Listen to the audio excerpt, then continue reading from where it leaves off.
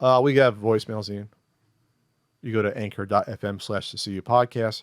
You go, you click, you leave a voicemail. Hopefully it's loud enough. I try to normalize them. People say sometimes they're too soft. I understand people are on their phones and their cars. They're on the computer. It's all different. I try to do my best. I'm not perfect. Don't yell at Pat. I try to do my best, Ian. Do I try to do my best? You try to do your best. Thank you, Ian. That's what I need. This is the first one. Hi, Pat and Ian. This is Jonathan from Sacramento. Pat, it was a pleasure seeing you this past weekend at the Expo. Our conversation was cut a little short, but wanted to say I appreciate you signing both my copies of certain NES and SNES guidebooks. Certain books. Question for Ian. Is there a specific Game Boy or Game Boy Color game that holds the most sentimental value for you? Thank you both, and happy holidays. I don't know if it's sentimental value, but like one that I probably have the fondest memories of. Like, to me, the quintessential Game Boy game is Kirby's Pinball. Okay. I got it, I think, for my birthday when I was a kid, the year it came out. And while I loved the Game Boy and I played it as a kid, I did not have a ton of Game Boy games as a kid. I had like maybe 5 or 6. So I liked my Game Boy, but I didn't get way into it until I was in my teens and I could, go out and buy more games. But Kirby's Pinball was one that it sat in that Game Boy, and that Game Boy sat in the living room forever. And my brother and I would go after each other's high scores. My local friends who would, just come by and knock on the door, like when we'd hang out, they'd play. So Kirby's Pinball, since it came out for my whole life, has been one of those games where I've always kind of been going for a high score on that. And I just have really fond memories of it. I love that game. Hello, gentlemen. This is Daryl from Buffalo again. Daryl. This is kind of a two-part question, so I'll kind of be quick with this one. My first question is, what are your top 3 PS2 games? And this one's kind of directed towards Ian. Ian, would you please explain to the audience why Buffalo Pizza is so good? All right, guys, have a good one. I'll see you soon. Thanks, Daryl. Buffalo Pizza is good for a couple of reasons. One, the crust is very flavorful. It's a little bit thicker than a New York style crust. The sauce is flavorful, good cheese, and then the pepperoni that they use on Buffalo Pizza gets crispy around the edges. You got a lot of those Italians up there. Yeah, we do. It's Well, delicious. it's It's a good pizza growing pizza. Good pizza it's growing still New soil. York. It's not too far Yeah. from the heart. The heartbeat of pizza, like the New York City area, Northern Jersey. And then top three three. favorite. I don't know. You can't make me do these, Daryl. I can't pick up 3 games off the top of my head, so I'm just gonna name some ones that I like. Ribbit King. That's the Frolf game. It's the frog golf game. I've told you about it. It's like Frog Really? Bog. It's Frog Bog, but it's golf. Okay, I'm interested. What's it called? Ribbit King. Ribbit King. Ribbit King. Okay. I don't know. Fuck. You like State of Emergency? Like Lopusel Tactics. Holy R-Type Final. There's lots of great PS2 games. I would have to think about it more than that. Wow, Ribbit King's expensive on GameCube. I didn't know it was on the GameCube. Yeah, how much is it now? It's like 200. Jesus, I think I've got that one. It's expensive on PS2 as well. Yeah. Okay. I don't think I've heard of that one. That looks cute. It is. It's a lot of fun. And it was cheap forever and ever and ever. And then it was only since the pandemic did it get expensive. GameCube's now the thing. We talked about that. I never saw one before in person, I think. Okay, my top 3. I haven't played a lot. Played at my cousin's.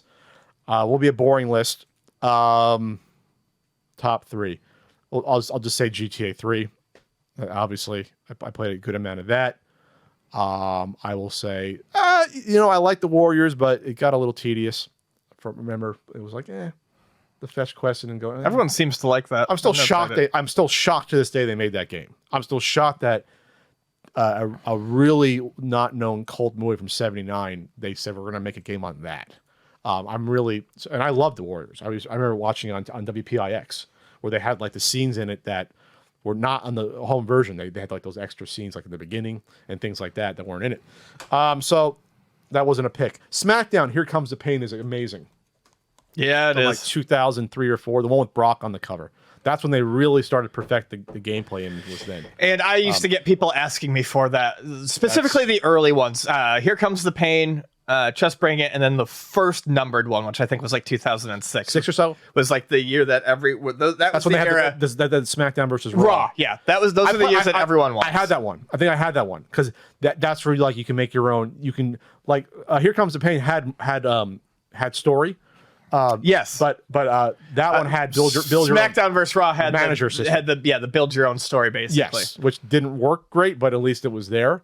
Yeah, that was probably like people say that was like the best. And then from that point, it's just like no new ideas after that. Basically, taking some away. And number 1, Midnight Club. Yeah, Midnight Club was a game that everyone come on Rockstar, you can bring back Midnight Club. Come on, throw a few dollars towards Midnight Club. The OGs, come on, there, just like Epic. You gotta show some love there. I'll say Unreal on PS2. It was on PS2. No, it was actually pretty good for what it was. Next one. Hello, Patrick. Hello, Ian. This is Will again out of Chattanooga, Tennessee. Thank you so much for answering my question on who is in your wrestling boy stable. Follow-up question, who is in your gaming boy stable? Rules are simple. No Mario, no Sonic, no Spyro the Dragon. Basically, your favorite low-tier characters from a video game, side characters, minor villains, or even a character who maybe had like a one-off game that didn't reach the popularity of, say, Mario, Sonic, etc. Thank you so much, guys. Keep up the good work. Love the podcast. And this is recorded on December 23rd. So happy holidays, guys. Thank you so much. All right, we're 6 weeks behind. What do you got, Ian? I'm gonna go. I got a few in my head. I'm gonna go with Tom Guycott from Clash at Demon Head. Okay, that's a good one. I'm going to go with. Come on, Rockin' Cats guy. We can do that. Yeah. I'm going to go with the moblin that hides underneath the tree that you have to burn down to get the money, and Zelda 1 that tells you to keep it a secret. The double agent good one, Ian. Double agent moblin. Okay. I'm going to pick Clarice from City Connection, and I am going to take... the Prince of the Cosmos from Katamari Damacy. Oh, okay. I had one that went right in my head right away, and I don't know why. I think because I remember playing it at the divorced... The kid that had the divorced parents I told you about was kind of a rough kid. Kid Nicky. Kid Nicky, Kid Nicky and his wacky hair, his spiky hair always makes my list there. I will go Big Nose the Caveman. I'll go Big Nose. I will steal one of Ian's. I cannot believe Ian did not pick Wally Bear. We'll go Wally Bear. I didn't have a whole lot of time to think, but yeah, that's a good one. That's a good one. I'll steal Wally Bear. We got a few more here. I'm trying to think of the unlicensed games with the wacky characters. Oh. From Rad Racket Tennis, the little rad rat that takes the ball away. That goes and cross. Oh no! Yes. What the hell's his name? I wrote about it in the guidebook. Rad Racket. Yes, there's a Rad Racket rat. Yes, that's a little one there. And then also I got two more, or just one or two more. Let's see. What's a lesser known one that I like there? The crab looking guy in Super Dodgeball. There's like the one guy I think there's a couple of crabs. There's one in Russia, one in India. But their head is like fucking. It's big. Yeah, it's really weird. There's that, and then one more. I will say the fire person from Teenage Mutant Ninja Turtles because it's so ridiculous. With little mini fire feet thing. Mm-hmm. Oh fuck that! No. What am I talking about, Ian? Gimmick. Cool Cat from TNC. Oh, there you go. With a cat with a tuxedo. What am I talking about? That's the ringleader. That's a good one. Okay, now next one here. Pat, Ian, this is Brian from Northern Utah again, coming with a quick question about local game stores. One of my local game stores up here has been doing this thing where you bring up a cartridge with a sticker price on it, let's say $25 for a Contra, and then once you're ready to check out, they give you a completely different price, claiming that, we can't just keep track of every single price on every single game. So they're changing the prices on us when we're checking out. I don't necessarily agree with that. So hoping I could get your guys' 2 cents on that. Thanks. I fucking hate that. I hate it, and we didn't do it at Luna. You did put prices, the sticker prices. I mean, I can't think of a single time where we changed a sticker. Oh, you price. had sticker price. You didn't change. Yeah, where we changed the sticker price. You let it go. I mean, honestly, I can't imagine running a business that's of any volume and doing that for every person who comes in. I mean, just the amount of time it would take would be a lot. I can't imagine rechecking the price of every fucking game for every transaction. That's insane. Well, how often did you re-sticker prices? Was it like every now and then? For certain ones, you realize, hey, this would be worth more money now? Popular titles would come in and they would sell very fast, so we would always be checking the price again when they come in. And the stuff that sticks around is the less popular stuff. A lot of it was cheap and at $5, and most games didn't go below $5 anyways. So we would always go through and reprice everything, like do a full store-wide reprice to make sure everything was right about once a month. But you look through everything once a month, or just the heavy hitters, basically? We would go through and so basically PS2 stuff we didn't have to worry about. And if a popular game came in, we would always check the price when it came in before we put it on the shelf. But I'm not going around and checking the prices of every PS2 game every month. That was more for stuff that you have to stay on top of, like whatever the current systems are, because the prices change so much. Sure.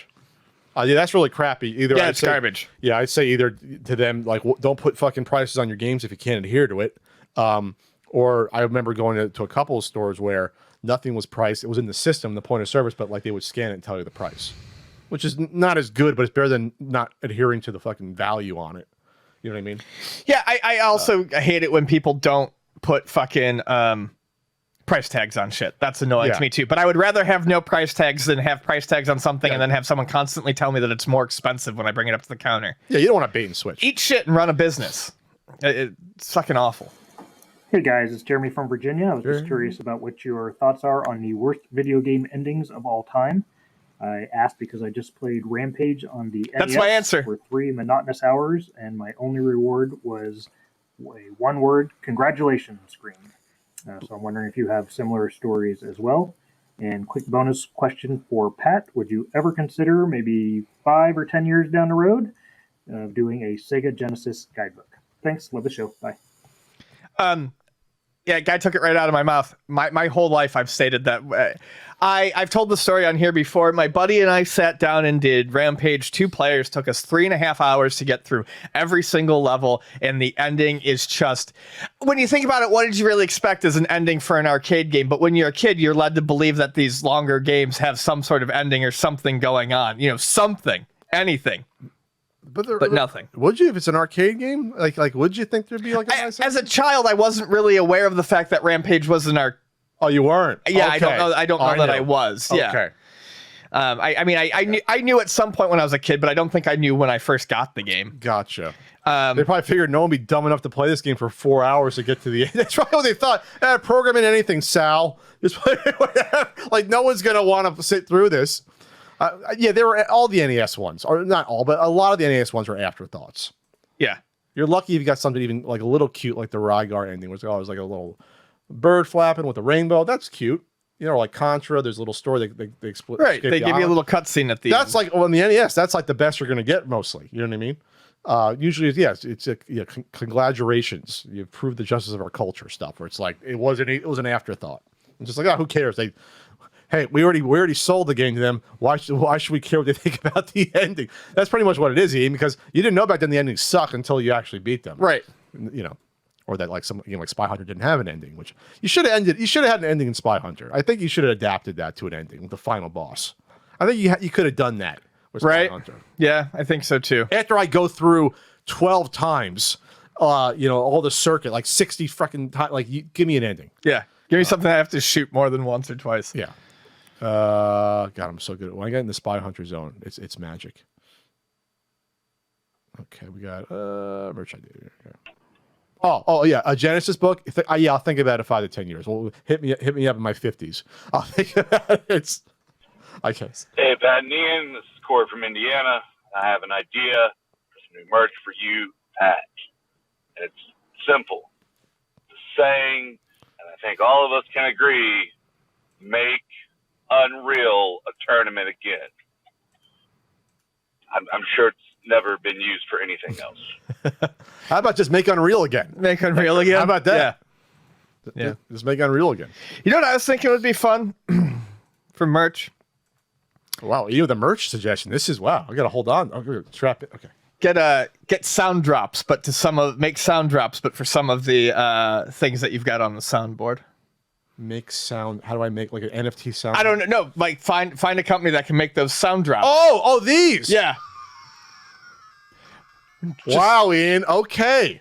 Just do like some big ones. Do the value ones. Some it's been a while ones. Can we get one with the multiple and like little keychain things at the flea market with a machine gun laser? Yeah. Can we get one of those? I will look into that, Ian. There you go. Might be something good there. Hey guys, this is Alan from California. I kind of just have not game-related question. It's kind of an odd one. But a while back, I had a late night double feature of RoboCop and Bloodsport, Ooh, wow. and then the next day I saw The Adventures of Buckaroo Banzai with a friend, and I don't think my mind could really take it after that. But my question is, what's another weird double or triple feature I could do? Thanks. That's a great RoboCop and Bloodsport. That's a pretty good one. Yeah. I kind of like that. Yeah, that's pretty good. I kind of like that. Different genres, but I kind of like that. They're both a little goofy, Do the Thing, Aliens, and all monster aliens. Like, Cyborg. and Cyborg? Okay. Why not? I like Cyborg. I like all the original Van Damme trilogy. I mean, Me too. Cyborg, The original canon Kickboxer, and Bloodsport are all good. the original canon trilogy, you can't top that. They went sci-fi. They went sci-fi on the third one, and we got to go sci-fi there. God, Canon was great. I got to watch a documentary about Canon. Mm-hmm. I would love to watch a documentary on Canon films. They had the rights to Spider-Man at one point. Wow. In the 80s, yeah. They made a poster saying, "Oh, we're going to do Spider-Man." I'll do a few more here.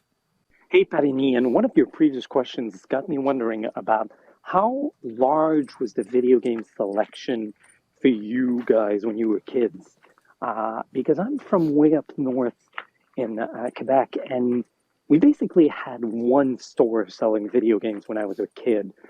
And so for Nintendo games, there was one like standard shelf length, top to bottom, behind glass. So there were maybe 30, 40 games at a time. So if they didn't have it in that shelf, it might as well not exist. Did you guys have a larger selections because you were in the US? Anyway, take care. I guess we're lucky. Toys R Us had everything. Yeah, Toys R Us had it all. A wall with the little whatever was being produced at the time still was on that wall. Mm-hmm.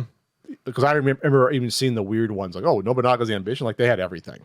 Everything besides unlicensed. Toys R Us didn't have unlicensed stuff besides the Tengen games. And it was tough to find. Like if something went out of print, it was tough to find it. Like I remember when I finally wanted a copy of Kid Icarus, it was hard to come by. Like, it was still during the time that the system was viable, but I was looking for a copy of Kid Icarus in probably 91, and that game came out, 3 years 87. earlier. Yeah, 4 years prior. So, I mean, you could have trouble finding a specific At that game point, if it was being out of produced anymore. Right, exactly. If it was out of print, but anything that, like Pat said, anything that was going to be available was likely available at Toys R Us unless it was sold out. Yeah, because I got Castlevania in like 91. And that was out for 4 years. But I was obviously not the first print. And it wasn't just Toys R Us. It was like Child's World, too. Kitty City did the same thing. Yeah, Kitty City had a big selection. I don't know if it was as big as Toys R Us, but Kitty City had a good, big selection as well. And then KB had a decent selection. But obviously, they couldn't carry everything because they're in the mall. They have the space. But even, I remember Castlevania. I remember like, wow, this game's been out for a while. So at that point, it was a budget title. It was like 20. It was $20 only. At that point, only like the very... You okay? Mm-hmm. Woo. All right. Need a tissue? I'm good. Okay. Here you go. Here's a pat tissue.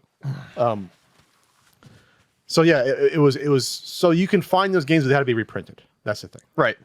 Okay, we'll do a few more here. Hey guys, this is Pat from New York. Question for both of you. Of all the video game trailers that you've seen in your time, which one was most impressive to you? Myself, about 10 years ago, Dead Island, their announcement trailer, I found quite striking. Thanks. Keep up the good work. It's a good question. Yeah, I'm trying to think if there was a trailer that ever really grabbed me. That Dead Island trailer was really good, and it was a shame that that game didn't end up being anything like that. I don't know if I remember that. Let me see. Really, really cinematic, like moody music, a lot of blood. I just didn't. It's like the family getting torn apart in the hotel room. Oh, really? That it came out and no one cared. Yeah, because the game didn't really match the. Didn't really match. Oh, that's right. It's when you were on vacation. That was 10 years ago. Yeah, that was 10 years ago. Yeah. Holy shit. I used to love getting during the PlayStation era. I used to love getting buying the SquareSoft games that came with the second demo disc. And while I enjoyed the playable demos, I would sit there and watch the video demos for games over and over again. So I remember watching the video demo or the video trailer for, the Final Fantasy Tactics and getting really excited for it. And stuff like that. But honestly, I can't really think of a time where I was like super into trailers. It's been ages since I've gone back and watched a trailer more than once because it gets me hyped up for something. I got a couple. One will surprise you, but these are ones that at least leave an impression. No Man's Sky, that trailer left an impression. Sure. And everyone it did, obviously, because that's why they were so let down. Yep. That game looked amazing in the trailer. Yeah. That was one hell of a trailer. It was like, oh my god! And the game comes out, it's like, where's the stuff? Where's the stuff from the trailer? Where's Waldo? Why does the game look totally? Why do the animals not look like the animals in the trailer? Why is the color even grading different on this? That was a big one. The other one, I think a lot of people probably agree with me. It brought people to tears. I think the Breath of the Wild trailer was to a lot of people not just, oh my god, Zelda. This game looks amazing. To a lot of people, that was like the last gasp for Nintendo to come back into the console market to them. It's like, I remember people saying, I want to see that Zelda trailer. They didn't give a shit about the rest of that Switch trailer in the fall of, 2016. It was December, I think, whenever their Direct was. It was like a few months before.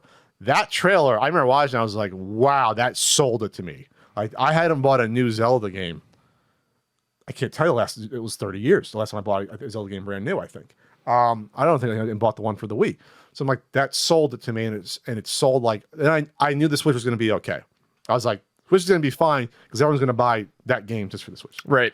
So Nintendo was brilliant in holding back the release on the Wii U and saying, fuck the Wii U, that's dead. Let's wait for the Switch and we'll just push it back. Like, that was obviously the right decision to do that. But that was a really good trailer, if you remember that. It was like cinematic. There was like a storyline in it. There was hearing voice acting and things like that. Seeing Zelda cry. I'm like, this is a well cut together trailer to me. It started off slow and it built. I'm like, whoever cut that trailer did an amazing job, if you remember that trailer. Yeah. It went slow, it built. It's good stuff. People were tearing up. I was tearing. I was like, oh my god. I showed it to my sister. Like, oh, look at this Zelda, because my sister hasn't played a new Zelda game since the 90s. Sure. I'm like, yo, check out this trailer. And I'll do like 2 or 3 more here. Hi, Pat and Ian. When I start listening to a new podcast, I for some reason force myself to listen to the podcast from the very beginning. Wow. That tends to result in me hearing a lot of very old, outdated ads. I'm currently listening to episode 112 at work, and you two just did an ad for That's It Fruit Bars. And you did it. You finally got me. You caught me when I was most vulnerable, at work, and hungry. I decided to finally buy some fruit bars and support the podcast by using code CUPodcast at checkout, and no dice. Oh, yeah. I have to know what happened. Okay, That's It Fruit Bar. Wow, 112. So that's like 3.5 years in, something like that. Our liaison got shit canned, I think, is what happened. Yeah. We had a good relationship with That's It Fruit. I think we had them for like a year almost. Yeah, we did. I was hoping That's It Fruit was never going to go away. I still have bars, and they're probably still good because they're airtight. No, they're not good at this point. You don't think so? No, but they've lasted. They lasted for a while. Maybe the veggie ones, because those are like really dry. But so That's It Fruit was, the ingredients were, we have fruit. It's real fruit, and they're that's it. It's usually an apple ground with like something else, and they were delicious. Yeah, it was an apple, then with like 5 blueberries, or what. They got real specific with how many were in each one. But they were great. Their social media team said we were the best response they ever had from a podcast or anyone. We talked about, those were legendary ads. It was one of the first examples of, we got an ad for something that we both really, really liked. Yeah, and we oversold it. We oversold it. And then they did the veggie bars, and I liked the veggie bars too. And We don't know. Our liaison guy with the company got fired, and we don't know. Fired? He just left. I thought you said he had gotten fired, but I don't know. But he's no longer there. And the amount of free fruit bars we were getting sent was insane. I said I still have boxes. I had a pantry full of them, and I ate them every day. Hey, the field mouse ate one veggie bar, and it sustained him for his like 3-4 weeks he lived here. I was on the ground. I had no idea. He ate the whole damn thing. So that's what happened. It's a shame, but that's an advertising partner. That's a partnership I would love to see again. We had people tweeting at them with pictures of them saying these are the best things ever. Like, yeah. It was funny. That was around, what was that been, like 2015 or something like that? Would have been 112. 112 would have been let's see, 25, like 4 years on. So 2017, that was here. That was at Castle Country. Wow, we've done a lot in 4 years. Yeah, we have. That was at Castle Country. That's right. That was like the first year here. Probably that was probably 2018, 17, 18. People would tweet at them like, "Look, I have the bars." And there was a period in time where I started seeing them. I saw them in the stores. I saw them at airports, in stores, like at the airports, walking through at the kiosks and stuff. I saw them for like a period. So maybe their marketing budget was big for a time. They got because they're still out there. Come back to us. That's it. Bars, we treat you good, baby. We treat you right. Come back to us. All right, you want to do one more? One more. Hey, it's Tommy. Just got my phone back from my cousin Tony, and he just wanted to say he's really sorry about everything he said about the Amico last week. And I'm not sorry for shit. Oh, come on, Tony. You were spreading all this misinformation. The least you could do is... Misinformation? Yes, Tommy. If my father would have come home with that thing for $250, yes, my mother would have hit him right on the head with a frying pan. Oh, well, that's just domestic abuse. She would have made him sleep on the couch for 2 years. Oh, come on, you're exaggerating. Oh, no, Which is the same thing as lying. Minchia, vaffanculo. How dare you say that to me in my own house? You can get out, Tony. There's the door. Get out of here. Wait a minute. Let me just ask you one thing. No. Just one thing. I don't care. Ow. What kind of pizza you got when you were in Boston? Get out! Wow. Oh, the layers. The amount of shit you have to know to get some of these Amico jokes at this point. There's some deep cuts. So good. Man, I hope we don't see a bunch of low-level YouTubers making videos about Boston pizza again. Yeah. That'd be fun. Man, I'm sorry for causing some family drama. Yeah, I feel bad. Sorry, Tony and Tommy, blood is thicker than water. Tony seems like he's got a good head on his shoulders. And blood is thicker than consoles that'll probably never be released. That's right. More importantly there.